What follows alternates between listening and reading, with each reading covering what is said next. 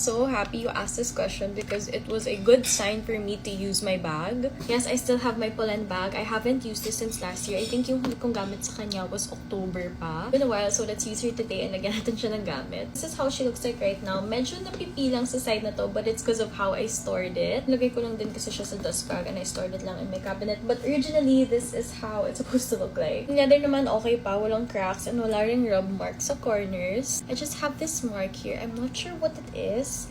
Pero in person, hindi naman siya halata. Let's transfer my stuff kasi I need to bring a lot of things today. So I have my GC Life. Sobrang cute because it's pink and nilagyan ko lang ng sticker. It's a Bible verse, Matthew 19 verse 26. I'm also bringing a power bank today because I'm going to BGC and QC. Napakalayo. So I need this. This one is from Anchor. Nilagyan ko lang siya ng mga matcha stickers. Next, of course, is my wallet. So I'm gonna bring my AirPods. I like bringing my AirPods around, especially if maraming tao because I get overstimulated with noise. My alcohol is super cute kasi Romy siya. I just got this from Watson's.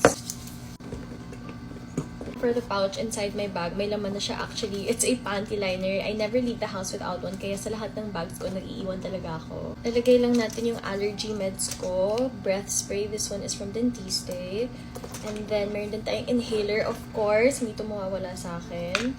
I have a mini perfume. This is from Hermes. I think I got this when I bought something there. For lippy, this was all in my other bag and hindi tama na dadalhin ko to lahat today, so magbawas tayo. Saan ba ang labi mo, girl? So I'm gonna bring my Happy Skin Lip Oil Stick. This is in the shade Deja Vu. Also, just bring 2 lip tints kasi hindi ko alam kung ano dito yung susuotin ko. But this one is from Dior and this is from Happy Skin. Hindi na ako magdadala ng lip balm kasi I'm gonna bring my lip oil stick anyway. So, wow, who is she? Maturing. Lagyan na lang natin siya dito.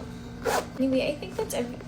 Bro, na-stuck pa yung piso. Ano ba? I'm also gonna put some folded documents inside pero hindi ko na yung papakita sa inyo. So yeah, that's everything that I'll be bringing today. And marami pa namang kasya sa bag na to. I've traveled with this already and I realized ayoko pag sobra siyang napupuno kasi one, open siya, so pwede mahulog yung gamit. And also, na-notice ko pala, kahit walang gamit yung bag, medyo, super medyo, lang mabigat yung bag. Like, I think it's because of the leather. So, ayun, ayoko lang siya ipuno. Kasi baka maging ganun na ang balikat ko at ang search bar na naman ay Honey Deli Shoulder. Overall, for me, this bag is super worth it, especially if you're thinking of buying one. Anyway, yun lang.